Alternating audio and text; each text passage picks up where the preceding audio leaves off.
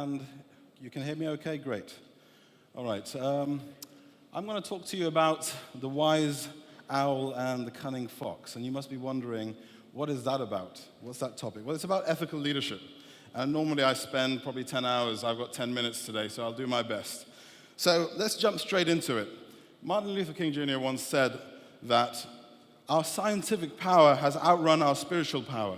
We have guided missiles and misguided men. And I think that's really true today, although he said that a long time ago. Science is important, and we've been talking about that. But today, I want to talk a little bit about the person, the individual, the character, the human spirit, the spirituality that was touched on earlier. And that's perhaps where we're going a little bit wrong. Now, talking about men and individuals and character, another figure from the States, Abraham Lincoln, he said that nearly all men can stand adversity, but if you really want to test a man's character, give him power. So something happens to people when power is involved. I was speaking to a number of leaders in the UK, and they were saying that men are capable of behaving very badly when power is involved. Now, this model by James and Baddeley explains this relationship between a person's character and integrity and power and influence. So what James and Baddeley says is that if you have low integrity and low influence, you're basically a stubborn donkey. So it's just an animal-based analogy. But if you're very honest and you're sincere and you have high integrity, but you don't have really any power, you're an innocent sheep. And we see a lot of the oppressed people in society falling, unfortunately, in that category. Now, some people get frustrated out of their lack of influence and power, and they begin to seek power and become influential, but they slide on the integrity spectrum. And what happens?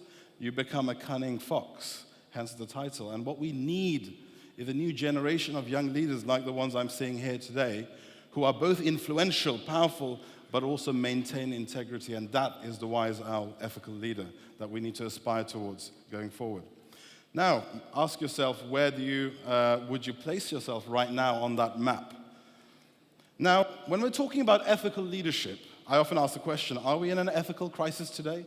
Are there a lot of cunning foxes in the world? So show of hands, how many of you think we are in a bit of an ethical crisis in the world today? Show of hands. All right, some of you don't think so? Some of you didn't get through the translation of the question? Okay, show of hands, how many of you think there isn't really an ethical problem in the world today? We don't have a lot of cunning foxes. Show of hands, how many of you think that we're okay? All right, good. We're on the same page in that regard. Now, if I were to ask you to give me some examples from the MENA region of unethical leadership or unethical behavior, I'm sure you'll have a lot of examples. But coming from the West, perhaps the assumption is that everything is fine in the West. Is it just the MENA problem? We're talking a lot about the challenges we're facing in this region. But in the West, there are a couple of problems we face. I mean, the entire recession wasn't caused by war. It was caused by banking greed, and nearly all the banks were responsible for some of the failures there. Are there problems? We look at FIFA and leadership there in sports. Berlusconi, leader of Italy. Oh, okay, there's another one. Oh, there's another one. Okay, there's quite a lot of problems in the West. It's not going away. So there's actually an ethical crisis globally in terms of leadership, and that's why, according to the Institute of Business Ethics, there's a 10% drop in trust that society has upon their leaders. The trust is dropping, and I think here as well, you're experiencing the drop of trust. According to the ethical leadership philosopher, Joanna Chiuela, she said that the moral triumphs and failures of leaders carry greater weight than those of non-leaders. So basically, when a leader behaves unethically, it hurts people, it hurts society, and it's all the more important to get that character right when you are taking a position of influence and power. So, when we're talking about ethics and its opposite, which is corruption, and that was raised a few times, it's useful to look at Transparency International's Corruption Perception Index, and I'm going to state some of the facts coming from there. It's not a perfect index, but it's a measure, one of the most famous on corruption, and that's basically the latest stat from the year-end 2015. People, red means bad. And the world is in bad shape. 68% of the countries in the world have a major corruption problem. And of those countries, half of them are in the G20, the richest nations. So the world's in bad shape, as you can see. And there's a lot of work to be done by ethical leaders and wise owls like you. So a quick question and puzzle for you. Relatively, which country is the cleanest? Which country? You can shout it out. Which country is better and has minimal corruption? Did someone say Saudi? Scandinavian countries, exactly. So Denmark came on top, so did Finland and Sweden. So these are some of the best countries. Now, far in the other side, near Australia, New Zealand, also comes up. Singapore also is in the top 10. But yeah, Scandinavian countries, there's something worth looking at. What are they doing right? And other European countries are also starting to look at them. I mean, as I said, this mainly looks at financial corruption, but corruption is broader than that. So this is not a complete model. Here's some other stats. At the bottom end, you often have war-torn countries, and look how many MENA countries are in there. Sharq countries are in that region. So there's challenges, and if any of you are from that region needs you to be the ethical leader to pull it out of the challenge it's facing. Other major countries, UK, USA, not great. You know, they're not up in the top 5. Italy, in the heart of Europe, 61. So there's problems in the world, even in Europe, as you can see. So we're in the MENA region, and by the way, Transparency International also say that just because a country is clean doesn't mean it's not doing corrupt things elsewhere. Even Sweden got accused of being involved in corrupt relationships internationally, although in its own country, the public sector governance and accountability is good. Now, what about this region here? Relatively speaking, which of your countries here is doing relatively okay? You want to shout out? Okay, Turkey, we're in Turkey. You might be surprised when I put up the stats. Okay, any other countries in this region that is relatively okay? Which country in the MENA region is least corrupt according to Transparency International, has less bribery, corruption, has a bit better financial governance? Qatar? Yep, Qatar is number 1. UAE is also there. Then you've got Jordan a little bit lower there. And my friend, I'm afraid Turkey seems to have some challenges there. But these are the better nations. All the other countries are below these. So this is part of our challenge to look at. But as I said, this only is looking at financial issues of ethics, but there's broader issues you may find in some of these countries. So in all of this discussion, I think the answer to the question, which human quality, which leadership quality is the most important, I think we know the answer to that. We're talking about ethical leadership. What's interesting is a survey by leadership researchers Kuz and Posner, which asked 2,615 successful, mainly business leaders, what is the quality that makes you successful? What is it? And they didn't come up with business acumen or ability to predict future market trends.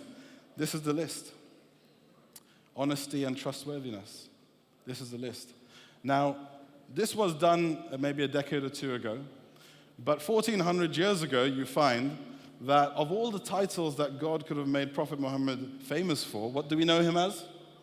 As-Sadiq al-Amin. What does that mean?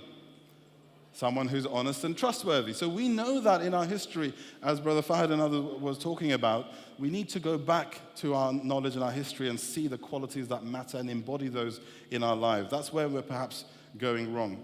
In fact, my good friend, Professor John Adair in the UK, he's the world's first professor of leadership.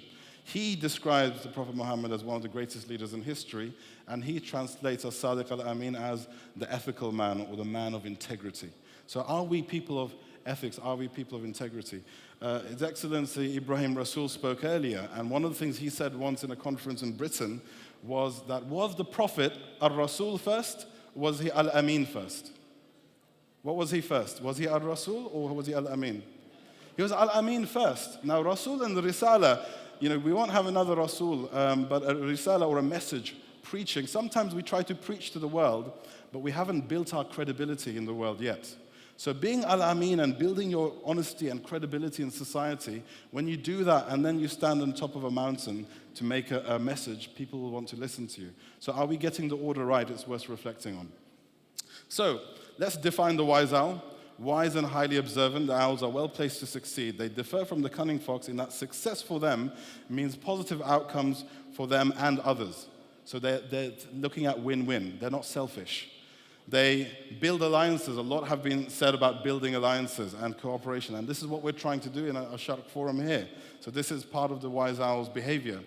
They are open, they're not covert, they're overt. They're visible and approachable. They're not in an ivory tower. But they're not just nice guys.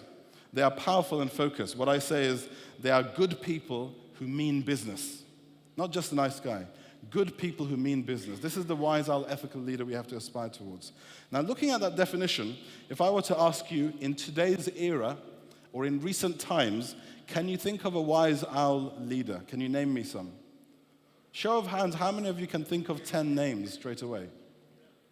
Very few of you, and that's the reality. We have a crisis of lack of ethical leaders. But there are a few, and our research shows some of the names that come up, such as the Gallup poll of the world's most admired leaders. These are some of the names that come up of ethical leaders we have today.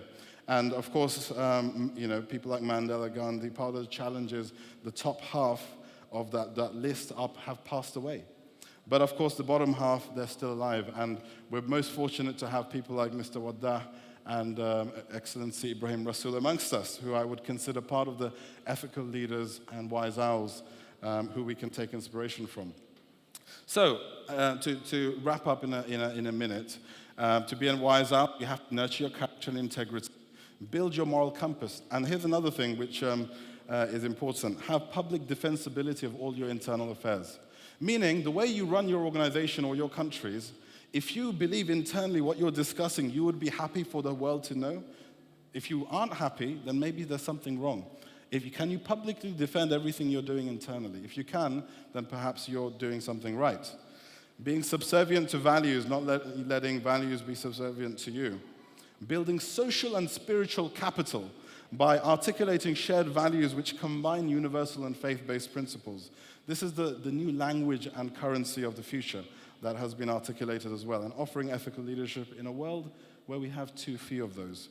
So a few parting quotes for you. This is by Professor Tariq Rahman. He says, "We need to be monks by night and knights by day, combining spirituality and activism and offering the world moral distinctiveness through our courage to stand up to the wrong and promoting the good.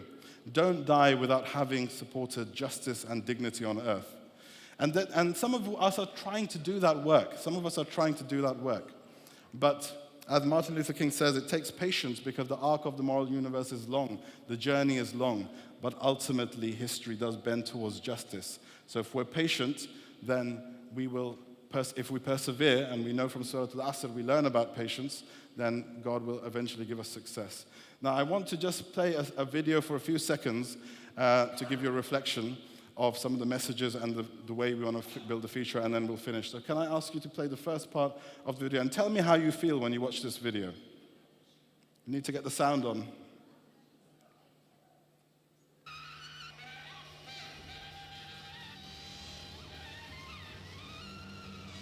A little bit louder.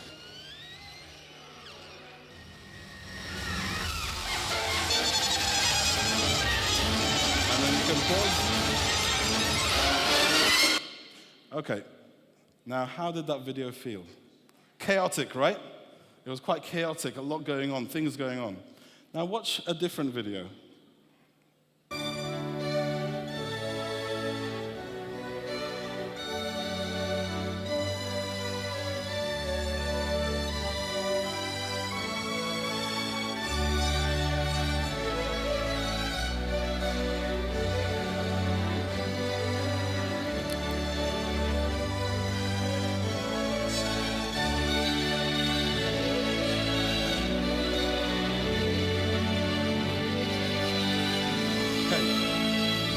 Advert from an airline, but it's got it. Thank you very much. Now, was that the same video or a different video? You can switch it off now.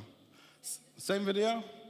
So what, or was it different? You know, when I played this to a few people in Britain, they said, no, that's a different video. You changed it. Something, in the first one, there were explosions and drilling and what have you. In the second one, people were relaxed. Actually, and if we can put the last slide up, please. Actually, the way you build your narrative, the way you compose your story as a leader, you can dwell on the current crisis, or you can give people hope. And this is part of the challenge where, what is the soundtrack to your life and your journey? And in that journey, and in that particular quote, your journey success depends on the soundtrack you define. So rather than constantly talking about the problems, as an ethical leader, sometimes you can do that. You still define hope for the future and give people the soundtrack that builds the future. So just to conclude, my dear wise owl ethical leaders, my message to you is to fly through the chaos of today to build a new era for tomorrow. The future is waiting for you. Thank you very much.